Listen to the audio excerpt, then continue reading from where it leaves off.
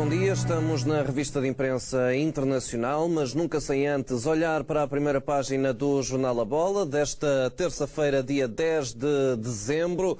A primeira página, apesar de ser dia da Liga dos Campeões, prende-se com um episódio no Jamor entre os dois treinadores, Sérgio Conceição, do Futebol Clube do Porto, e Pedro Ribeiro, do Belenenses SAD, que se pegaram ao intervalo no Jamor. Confusão no túnel, escreve o Jornal A Bola, que diz ainda que os delegados da Liga registaram um momento, insultos e empurrões. O Belenenses está em silêncio. O Futebol Clube do Porto nega a agressão, a identificação pela polícia e fala em folclore. São as expressões do Futebol Clube do Porto e este episódio está a marcar a primeira página desta terça-feira, dia 10 de dezembro. À direita, aqui está a Liga dos Campeões. Benfica-Zenit às 8 da noite. Primeiro ganhar e depois fazer contas. As águias decidem esta noite se continuam ou não na Europa. Bruno Lage diz que o Benfica não vai marcar 2 gols de uma vez, tem que ser um de cada vez. É este o comentário do treinador do Benfica. Mais em baixo no Sporting, uma declaração de Mathieu, isto em relação ao julgamento do ataque à Academia do Sporting. Nunca esquecerei o medo que senti. Mathieu lembrou em tribunal os momentos de pânico durante o ataque à Academia. O francês foi um dos jogadores ouvidos ontem. Wendel e Luís Maximiano também testemunharam. No âmbito desportivo, Neto só volta em 2020. O central continua internado e a operação não está posta de parte. E depois o encerramento da 13ª jornada da Liga. Rio Ave 1, Gil Vicente 0. E nota para Tapsoba e Sacco, que renovam até 2024 com o Vitória Sport Clube, ou se preferir o Vitória de Guimarães. Ambos vão ficar com uma cláusula de 50 milhões de euros. São estes os temas em destaque na primeira página do Jornal A Bola. Comigo tenho o jornalista desse mesmo jornal, Miguel Cardoso Pereira. Miguel, muito bom dia. Olá, bom dia. Apesar de ser dia de Liga dos Campeões, a primeira página de hoje vai para o conflito entre Sérgio Conceição e Pedro Ribeiro. Ainda falta saber o mapa de castigos da Liga, para saber se está ou não no relatório do árbitro do jogo este episódio. Não deixa de ser marcante e também paradigmático do nosso futebol. Isto é uma opinião minha, claro, que em dia de Liga dos Campeões, do único participante português na Liga dos Campeões, o grande tema é confusão na Primeira Liga. Sim, bom dia mais uma vez. Felizmente não concordo em absoluto contigo com a ideia do nosso futebol. Acho que são casos relativamente restritos a algumas pessoas ou a alguns clubes. Felizmente não chegamos ao ponto disto ser realmente uma confusão absolutamente generalizada. Agora há realmente protagonistas neste tipo de casos e o Sérgio Conceição, evidentemente, toda a gente sabe que é um deles, não o único, mas um deles. Disseste que falta o relatório dos delegados da Liga, falta também o próprio relatório da polícia para perceber se houve realmente alguma agressão ou não. O Porto desmente, as informações que temos também não apontam propriamente para nenhum tipo de soco, de acordo com o que está noticiado, ou nenhuma agressão, pelo menos com esse tipo de gravidade, porque inclusivamente o Pedro Ribeiro, se tal tivesse acontecido, tinha legitimidade para logo ali apresentar a queixa contra a polícia, o que aparentemente não terá feito. Independentemente de todas estas questões, ou destas questões se calhar mais pormenorizadas, se quisermos, a confusão no túnel, tal como está noticiada, existiu e penso que configura mais ainda que o Pedro Ribeiro, treinador do Belenenses, neste caso, também tenha estado envolvido na questão, configura mais um envolvimento de Sérgio Conceição em situações muito parecidas, em discussões, em desencontros, ou com jogadores, ou com jornalistas, ou com adversários, ou com árbitros, ou de uma forma mais pública, ou de uma forma um pouco mais dissimulada, se quisermos assim, mas é claramente um treinador que tem arranjado frequentemente soluções para muitas coisas que acontecem na equipa e que são aparentemente exclusivamente influenciadas por questões laterais, no entendimento dele, particularmente as de arbitragem, mas sinceramente não me parece que nesta altura tenha, ou que pelo menos até este ano, ao fim e ao cabo, tenha conseguido arranjar a solução para um problema que parece realmente claro para toda a gente e que está evidentemente relacionado com o facto de o Porto não jogar bem. E essa é que é realmente a tarefa que ele tem para resolver e aparentemente não tem conseguido fazer. Este é o tema que vem na primeira página do Jornal A Bola, mas hoje é dia da Liga dos Campeões. A partir das 8 da noite no Estádio da Luz, o Benfica joga a continuidade nas competições europeias e, diga-se, a Liga Europa, porque a Liga dos Campeões já não é possível. E é por aí, Miguel, que vamos começar, respeitando a imprensa do outro país, que está hoje na Luz. Sim, mas infelizmente não. Antes fosse uma viragem absoluta para o Zenit e para aquilo que pode fazer no Estádio da Luz, mas infelizmente aquilo que nesta altura está relacionado com o desporto russo acaba por ser bem mais importante do que propriamente o jogo do Zenit com o Benfica na Liga dos Campeões. E há milhares de atletas envolvidos. Não? Exatamente, e é um assunto de importância mundial, diria, até porque estamos a falar de grandes competições desse âmbito planetário e, portanto, acaba por ter realmente uma grande importância e está na capa de uma série de jornais russos, e falamos de jornais generalistas, nem sequer falamos de jornais exclusivamente desportivos. Trago aqui a capa deste, Komsomolskaya Pravda, que diz: a Rússia afastada dos grandes eventos desportivos por 4 anos, ou seja, há claramente aqui apenas a intenção de noticiar. O que está em causa, recorde-se, portanto, é que a Agência Mundial de Antidopagem excluiu a Rússia de todos os grandes eventos desportivos à escala mundial para os próximos 4 anos, isto como consequência do escândalo de doping que foi levantado já há 6 anos, ou seja, estamos a falar já de um longo processo de investigação e que foi, portanto, esse escândalo patrocinado pelo governo russo, ou por uma parte patrocinado, de acordo com aquilo que foi denunciado e também de acordo com esta decisão agora deste tribunal em Lausanne, com conhecimento e com patrocínio do governo russo, ou seja, há aqui uma dupla gravidade nestas questões. Isto significa uma edição dos Jogos Olímpicos e o Campeonato do Mundo de Futebol? No que diz respeito às grandes provas, sim, o que é realmente dramático. Vê, por exemplo, aqui um outro jornal também, este Commerçante, que escreve a grande humilhação desportiva, e vemos ali a tal imagem dos juízes em Lausanne, portanto, Lausanne na Suíça, quando anunciaram ontem esta decisão, que é uma decisão de resto ainda passível de recurso para o Tribunal Arbitral do Desporto. Claro que a Rússia, como tem feito desde o início do processo, se queixa de perseguição, se queixa de mentiras, mas a verdade é que as coisas estão realmente a avançar e, portanto, são dados relativamente claros e decisões também tomadas com bastante clareza a este respeito. Está prevista, de resto, a possibilidade, tal como já aconteceu noutras circunstâncias, ainda a respeito do relatório McLaren, a possibilidade de os atletas russos competirem nestas grandes competições de uma forma independente, digamos assim, ou seja, sem ser com a bandeira da Rússia, o que acaba logo para o país é logo à partida desprestigiante, é quase que uma humilhação, mas sinceramente também eu compreendo que basicamente se queira punir o país quase que de uma forma nacional ou institucional, aqui entre aspas, se quiser, e não punir propriamente os atletas que estejam a preparar-se para as grandes competições e que acabam inevitavelmente por ser prejudicados por estas situações, mas sinceramente também não me parece que isto faça realmente grande sentido. Compreendo que possa ser demasiado doloroso para os atletas, mas punir um país de participar em competições desportivas, na verdade, o que é punir os atletas desse país de participarem em competições desportivas, independentemente deles próprios também terem sido vítimas. Ou seja, não vejo, sinceramente, outra forma de realmente punir, a não ser que se punam também os atletas desse país e que não possam, de maneira alguma, competir naquelas Estamos a falar de um país que habitualmente fica nos 3 primeiros lugares dos Jogos Olímpicos, como os mais medalhados. Sim, é o segundo país mais medalhado da história, portanto, depois juntando aqui a Federação Russa e a União Soviética, evidentemente, o segundo país mais medalhado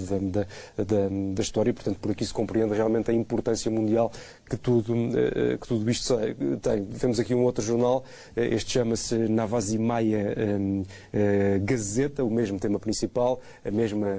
uma fotografia do mesmo momento também. Esta decisão, convém esclarecer ainda que não terá, até porque estamos na iminência do campeonato da Europa, no qual Portugal irá participar, de resto tentar defender o título. Esta decisão não tem efeito nos jogos que irão disputar-se na cidade de São Petersburgo, na Rússia, até porque a Rússia também está qualificada, porque, de acordo com o que foi explicado, portanto, a UEFA não integra a lista destas entidades organizadoras de grandes competições à escala mundial, até porque a UEFA é um organismo continental, digamos assim, a FIFA não, é um organismo mundial e, portanto, tem evidentemente outro tipo de importância. A própria final da Liga dos Campeões, prevista para 2021 e que também será na Rússia, não está nesta altura em risco. E depois dá-se ainda o caso da própria FIFA ter também um controle antidoping próprio e que coloca tudo isto numa zona um pouco mais cinzenta, se quisermos, no que ao futebol diz respeito, porque a FIFA nunca encontrou propriamente provas de irregularidades com os russos, ou seja, neste caso com as estações nacionais, com a Estação Nacional Russa, e portanto há aqui uma série de zonas cinzentas que têm ainda de ser definidas. Agora, isto é inequivocamente um assunto de grande importância. Trago aqui ainda um outro jornal, este chama-se MK, é um jornal de Moscovo,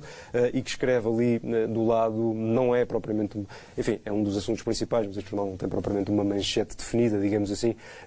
mas até eu creio que seria aquela notícia que está ali do lado esquerdo, que tem o fundo roxo com os anéis olímpicos e vemos ali uma patinadora de mãos na cara, e o que lá está escrito é a Rússia fora de jogo. Portanto, para recordar, e vou ainda alongar-me um pouco mais sobre este assunto, para recordar o que está em causa aqui, tudo isto deriva essencialmente do tal relatório McLaren, que falávamos há pouco, que foi da responsabilidade de um professor canadiano chamado Richard McLaren, e é por aí que o nome ficou conhecido. Esse relatório foi entregue à Agência Mundial de Antidopagem em 2016 e na altura já apontava para milhares de atletas, garantidamente mais de 1000 atletas russos, de acordo com o relatório, de várias modalidades que se tinham dopado em grandes competições internacionais de 2011 a 2015, ou seja, portanto, incluindo já os Jogos Olímpicos de 2012 em Londres e também os Jogos Olímpicos de Inverno em 2014, que inclusive foram organizados na Rússia, em Sochi na altura. A Rússia depois também já ficou, e já houve atletas russos que tiveram de competir também sem bandeira nos Jogos Olímpicos de Inverno em 2018, mas além deste relatório McLaren, há ainda um outro assunto que, de certa forma, também contribuiu para tudo isto de forma bastante clara e que foi lançado, digamos assim, por este senhor que vemos aqui nesta imagem, um homem muito importante nisto em vários sentidos. Primeiro, como ex-diretor, como participante consciente e especialista nestas questões da antidopagem, que na verdade não eram de antidopagem, eram de dopagem, porque ele era chefe do laboratório de antidoping da Rússia, portanto, e trabalhava em Moscou. O nome dele é Grigory Rodchenkov. Ele agora está exilado nos Estados Unidos, está protegido como uma testemunha. Os russos, claro, que pedem a extradição, dizem que ele é um mentiroso, que é um criminoso, tudo aquilo que ele disse é mentira, portanto, ele está protegido como testemunha, mas por outro lado também tem sofrido, de acordo com o que se escreve inclusive nos jornais americanos, mas sobretudo nos russos também, tem sido também forçado a testemunhar, digamos assim, ou seja, tem sofrido pressões de vários lados, digamos assim, ou pelo menos destes dois grandes blocos, e tem passado alguns maus bocados, desde um ponto de vista psicológico, se quisermos, diz inclusive que ele já se tentou suicidar aqui há uns anos e que as coisas não estão propriamente fáceis para ele. Tudo isto começa, e porque não quero mais recordá-lo, até porque é uma obra de uma grande qualidade e sobretudo de uma grande raridade, pela forma como acabou por dar tudo isto a conhecer, de um documentário da Netflix que se chama Ícaro, e que inclusivamente venceu um Oscar, portanto, desta categoria de documental. O senhor que realizou é o que está aqui, é o Brian Fogel, portanto, que é um realizador americano, mas que é também um ciclista amador e que de início para este documentário queria apenas fazer uma espécie de experiência, ou seja, o que ele queria era, pegando precisamente nessas capacidades que ele tem como ciclista amador, queria fazer um documentário, uma espécie de tour para amadores, uma mini volta à França. Ele queria fazer isso, portanto, sem qualquer tipo de dopagem e depois dopado. E para tentar dopar-se, a solução que ele encontrou foi procurar exatamente os especialistas, ou seja, e quando ele procura encontrar os especialistas, foi nessa altura que ele conheceu este senhor Grigory Rodchenkov, ao qual foi fazendo uma série de perguntas, uma série de abordagens, primeiro por e-mail, depois por telefone, depois pessoalmente, e foi fazendo, portanto, quis perceber exatamente como é que ele podia dopar-se, como é que podia também iludir os próprios esquemas, e vemos aqui, se calhar, iludir, inclusive, as próprias formas de contenção destas questões da dopagem. E o Rodchenkov, o tal diretor do laboratório, muitas vezes até com respostas muito simples de sim ou não, nem sequer tentou camuflar muita coisa, num misto que me pareceu a mim um bocadinho de inocência e, de certa forma, quase que de alívio por poder contar uma série de coisas e por poder tornar públicas uma série de situações que aparentemente estavam a incomodá-lo bastante, e então contou tudo. Contou como é que se dopavam os atletas, como é que ele montou um plano, como é que conseguia iludir a segurança, quais eram os benefícios em cada modalidade para cada tipo de estilo de doping, ou seja, contou tudo como se fosse fosse um livro realmente aberto, como estivesse ali a fazer uma grande confissão, inclusivamente casos de algumas manipulações genéticas, ou seja, foi mesmo de uma profundidade tremenda. E este Ícaro, este documentário, acaba por ser muito raro. Porquê? Porque a ideia para o filme não era de todo esta, era fazer o tal documentário para perceber, para poder comparar uma corrida de um ciclista amador sem doping e uma corrida de um ciclista amador dopado a um nível profissional. Era isso que o realizador do cinema queria fazer. A dada altura, de repente, ele, por ter contactado com este russo, percebeu que, mas este filme que eu posso fazer é muito melhor do que a ideia que eu tinha. Conteúdo radicalmente diferente. O conteúdo foi completamente diferente e, portanto, acabou por ser uma obra completamente diferente e que tem agora e terá seguramente para as próximas gerações, pelas revelações e por tudo isto que ajudou a descobrir uma importância que eu diria quase geracional no ponto de vista da luta do desporto contra o doping. Tudo isto é chocante, e até porque há pouco falávamos disso, eu trago aqui alguns dados mais concretos que tu há pouco muito bem tinhas mencionado. Repara como na história dos Jogos Olímpicos de 1896, aqui só até 2016, é o que está aqui contabilizado nesta estatística, os Estados Unidos lideram, só os Jogos Olímpicos de verão, digamos assim, lideram com 2.520 medalhas, portanto, quer de ouro, prata e de bronze, e logo a seguir segue-se a Rússia com 1.865, portanto, juntando aqui a União Soviética e depois a Federação Russa. Ou seja, por aqui se percebe realmente como, de repente, com tudo isto, sobretudo tratando-se do país que é e da quantidade de medalhas que tem, como há uma série de alicerces desportivos que estão nesta altura a abanar de uma forma que ainda nem se percebeu exatamente até que ponto é que podem fazer cair a própria estrutura deste edifício desportivo tremendo que é a Rússia. Os jornais ingleses, por exemplo, hoje têm muita gente a perguntar, isto não chega, há de certeza muito mais no que diz respeito à Rússia, há também muita coisa, se calhar também relativamente aos próprios Estados Unidos, que não se sabe, ou seja, há aqui uma série de pessoas que atiram perguntas para o ar, às vezes até sem saber muito bem, querem saber mais, basicamente. As pessoas querem saber mais sobre tudo isto e é por isso que também este assunto é particularmente importante. Continuando, vê-se aqui a capa do L'Équipe, deixando agora os jornais russos para trás, mas como vês, o tema acaba por não ficar para trás. Cortina sobre a Rússia, portanto aqui o L'Équipe de certa forma a assumir uma expressão internacional que tem enquanto jornal e portanto ia chamar também para si a importância deste assunto, até porque a França é também, evidentemente, uma grande nação desportiva e com grande competitividade em várias modalidades à escala mundial e, portanto, aqui com esta cortina sobre a Rússia. Ainda no L'Équipe, uma comparação muito elogiosa entre o André Vilas-Boas e o Marcelo Bielsa, portanto, sublinhando, de certa forma, a forma como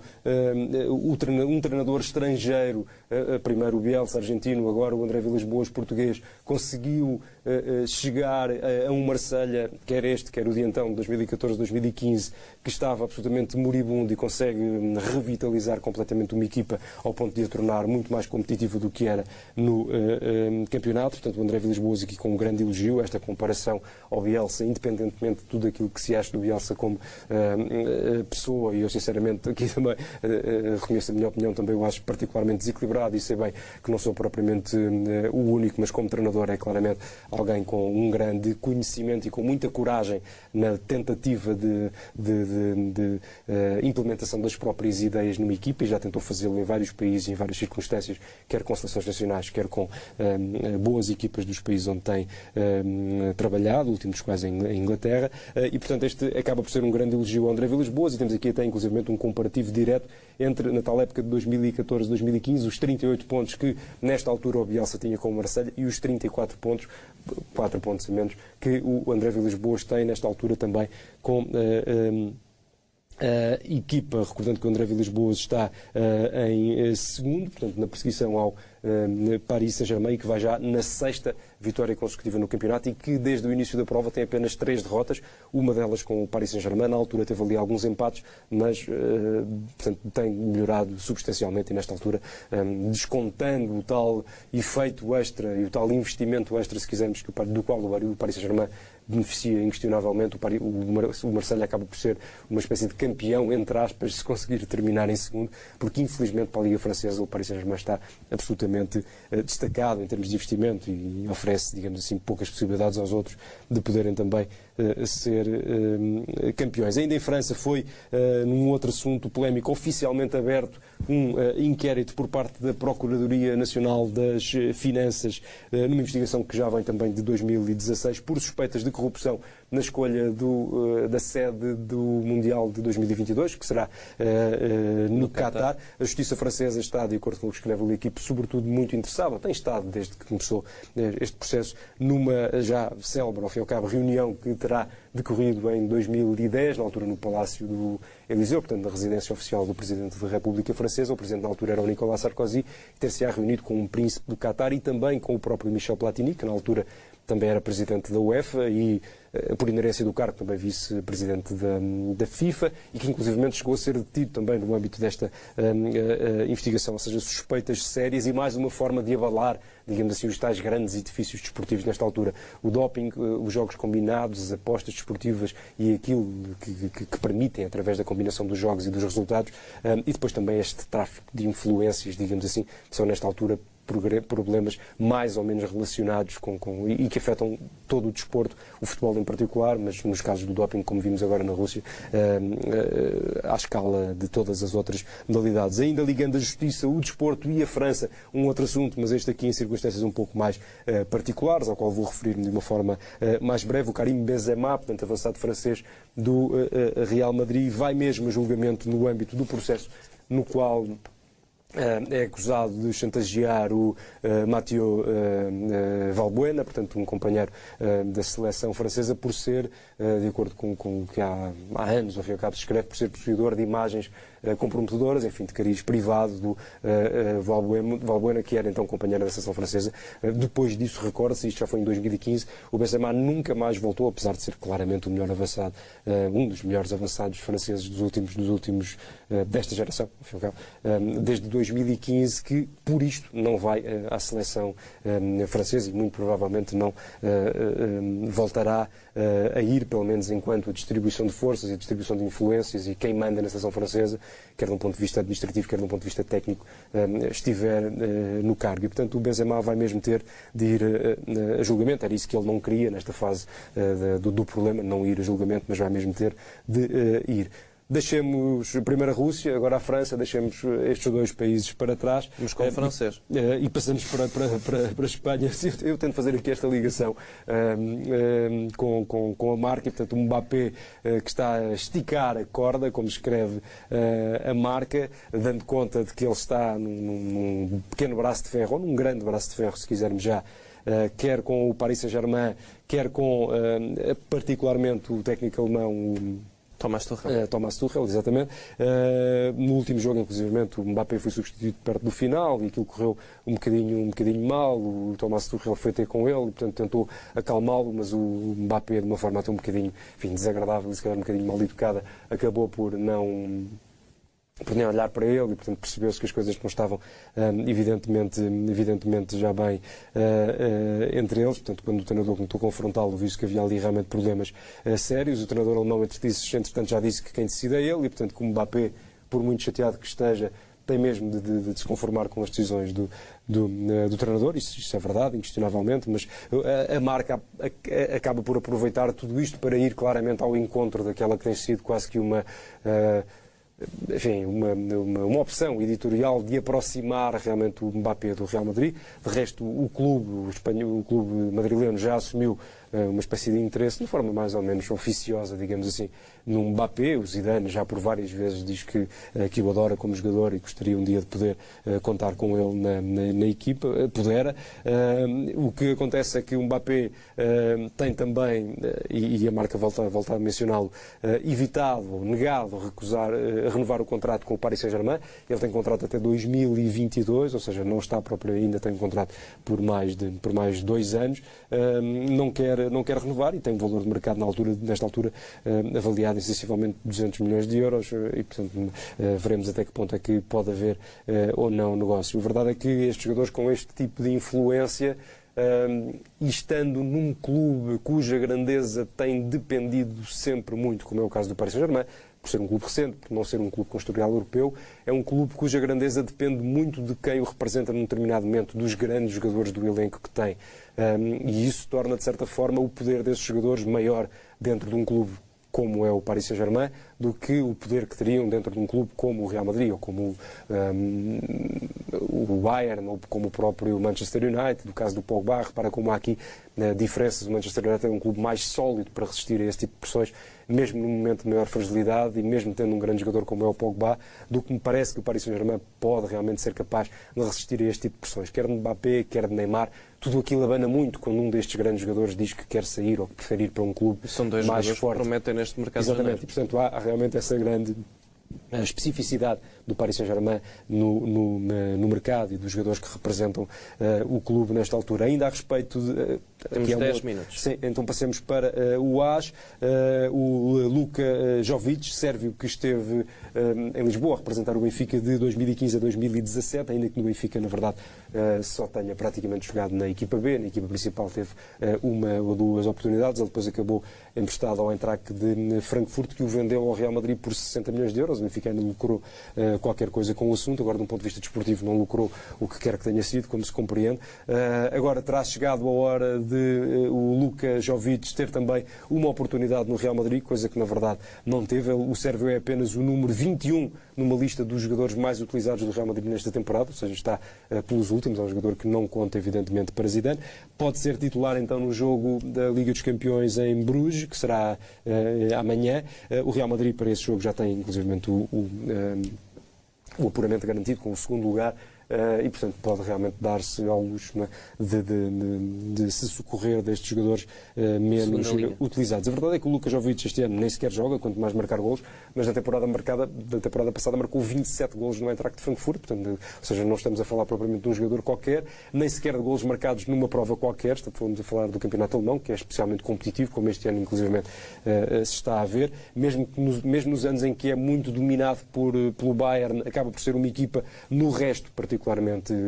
competitiva, e portanto marcar tantos golos numa prova dessas, evidentemente que é um grande cartão de visita, e foi por isso que ele custou o dinheiro que custou. Ainda em Espanha, no Atlético de Madrid, o Simeone está preocupado, a equipa não marca um golo há 5 horas, portanto há 300 minutos, e isso deve-se, no entendimento desta análise, à falta de remates, ou seja, há aqui uma série de pequenas questões que vão sendo levantadas à volta da fórmula do Simeone, que o Atlético de Madrid, recorde-se, gastou 120 milhões de euros num jogador, João Félix, do Benfica,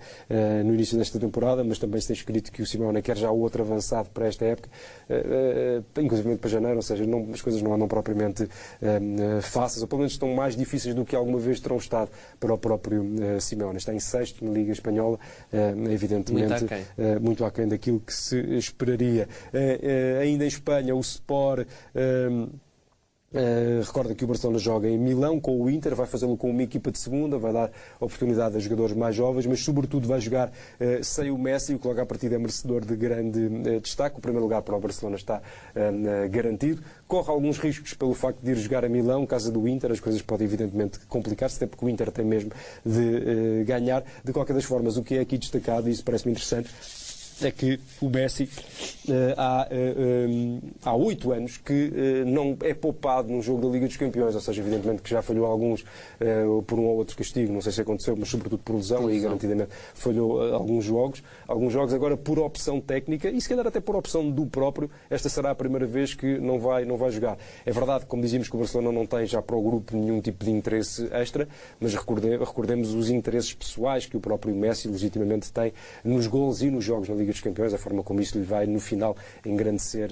a carreira. Portanto, ver o Messi a ausentar-se ou a aceitar ficar de fora, digamos assim, mesmo por opção técnica, porque é um jogador que tem realmente esse tipo de estatuto, acaba por ser uma opção que configura já um novo cenário de alguma gestão de carreira de um jogador que, apesar de ter vencido agora a 6ª Bola de Ouro, tem 32 anos, e ele próprio lembrou que, de forma até um bocadinho enigmática e se calhar até um bocadinho assustadora, particularmente para os adeptos do Barcelona, mas mas não apenas, porque eu acho que toda a gente gosta do Messi e quer continuar a ver o Messi durante mais anos, mas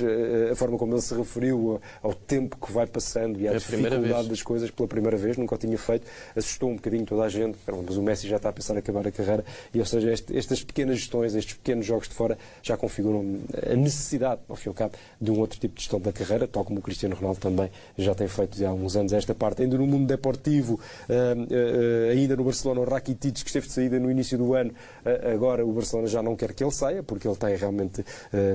estado bem nos últimos tempos e o Barcelona quer que ele continue na equipa. Ainda entre as equipas espanholas da Liga dos Campeões, o Valência joga com o Ajax em Amsterdão. E vemos ali o Carlos Soler, ele próprio, um valenciano, internacional espanhol, a dizer que o Valência pode realmente ganhar na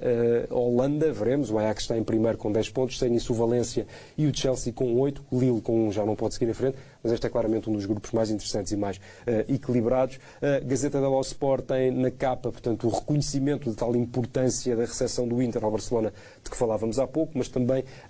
em cima, dando conta de que está muito próximo o tal acordo entre o Ibrahimovic e o Milan, um regresso de um grande jogador aos 38 anos ao campeonato italiano, particularmente ao Milan, equipa onde já jogou também.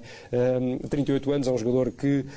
está em boa forma física, mas já não é também o jogador tão cobiçado como era naturalmente. Tem-se falado muito do Nápoles, falou-se do Bolonha também, mas acaba por ser este regresso à Itália já um pouco dentro de uma onda muito sentimental e já não propriamente no investimento de um grande jogador, ainda que seja ainda assim um futebolista particularmente caro, pelo menos ao nível do salário, evidentemente. Corriere dello Sport tem na capa a possibilidade do Gattuso ser o próximo treinador do Nápoles, e onde Ancelotti está de saída. Parece uma escolha particularmente estranha. Enfim, falamos de um jogador que evidentemente deixou grande marca como futebolista, mas como treinador nem por isso até agora. É verdade que esteve no Milan e também não é fácil estar no Milan, enquanto os treinadores não se têm queimado no Milan nos últimos tempos. As próprias opções do Milan para treinador também não têm sido muito boas. Esta também não foi, ao fim e ao cabo, esteve lá um ano e meio e não mudou grande coisa. E vinha numa linha onde foram escolhidos Inzaghi e Seedorf e depois foi Gattuso. Sim, pois acabou por ser ali um bocadinho uma tentativa de algum revivalismo quase do Milan, quer na escolha dos treinadores, quer na escolha dos próprios dirigentes, ao fim e ao cabo, de ir buscar um bocadinho o Maldini, também o Leonardo, a dada altura, ou seja, ir buscar ali uma espécie de velho Milan de grandes jogadores que para serem dirigentes ou para serem treinadores, que na verdade é uma coisa que na maior parte dos casos não resulta, pelo menos quando é assim feita em massa. No Brasil, o Lance tem na capa o domínio do Flamengo nos prémios do Campeonato Brasileiro, portanto Gabriel Barbosa para melhor marcador, cerimónia na qual o treinador português Jorge Jesus foi considerado compreensivelmente o melhor treinador do ano também, sucedendo Scolari. Na Folha de São Paulo, os adeptos do Cruzeiro partiram tudo no estádio, frustrados com a confirmação da descida à segunda divisão, que foi a primeira vez que o clube desceu na história. De resto, o próprio Cruzeiro vai ter então de jogar, quase, enfim, tornando a coisa ainda mais dolorosa, participar na segunda divisão na próxima época, no ano em que festejará o centenário. Nesta altura, portanto, com a descida do Cruzeiro, que era um dos clubes que nunca tinha descido, apenas Flamengo, São Paulo e Santos são os únicos clubes brasileiros que nunca jogaram na segunda divisão. Os prejuízos ali estão por calcular. De qualquer das formas, serão sempre menores do que os prejuízos maiores de uma descida de divisão a todos os níveis, até inclusivamente de um prejuízo emocional, digamos assim. De qualquer das formas, partiram tudo. Cadeiras, de televisões, espelhos, casas de banho, partiram o estádio todo e, portanto, os prejuízos nesse sentido também ainda estão por calcular. Saltemos então para, se tivermos ainda um minuto, o Chelsea, que está sem medo, o Chelsea de Frank Lampard, para o tal jogo com o Lille, portanto aqui no Daily Mirror. A Inglaterra ainda, vemos aqui no Daily Star e também aqui no próprio Daily Mirror os ecos de as pequenas entrevistas ao Anthony Joshua, portanto o lutador de boxe que reconquistou o título de campeão do mundo de pesos pesados. Ele já venceu no sábado o Andy Ruiz, portanto o mexicano, o americano, que no início do ano vencera precisamente o Anthony Joshua em Nova Iorque. Agora foi um combate na Arábia Saudita, em Riad, e que de certa forma recolocou uma espécie de lógica na modalidade, ou seja, de um lado quase que, enfim, o Anthony Joshua com um lutador, enfim, numa perspectiva normal, digamos assim, quase de Adonis, portanto, grande, musculado, portanto, o lutador, tal como se pensa no lutador, e do outro lado o Andy Ruiz, que quem olhar para ele diz que ele não é lutador de coisa nenhuma, portanto, é gordito, enfim, mas aparentemente batia com força, e o Anthony Anthony Joshua, que foi muito surpreendido no primeiro combate porque não estava à espera daquelas dificuldades e, sobretudo, da rapidez de mãos de um lutador tão pesado, ao fim e ao cabo, e tão pouco dentro daqueles que são os padrões do lutador, acabou-se surpreendido. Diz ele que só pôde, logicamente, ser surpreendido uma vez e que à segunda já não deu oportunidades e que está agora mais preparado para lutar com qualquer tipo de estilo de quem goze tentar tirar-lhe o título. Foi preciso sentir na pele para poder aprender. Para aprender. Miguel, obrigado por esta viagem, sobretudo dominada pelo panorama desportivo na Rússia. A Bola TV também vai acompanhar esse caso, é claro. Nova atualização da informação vem já a seguir. Continua na Bola TV.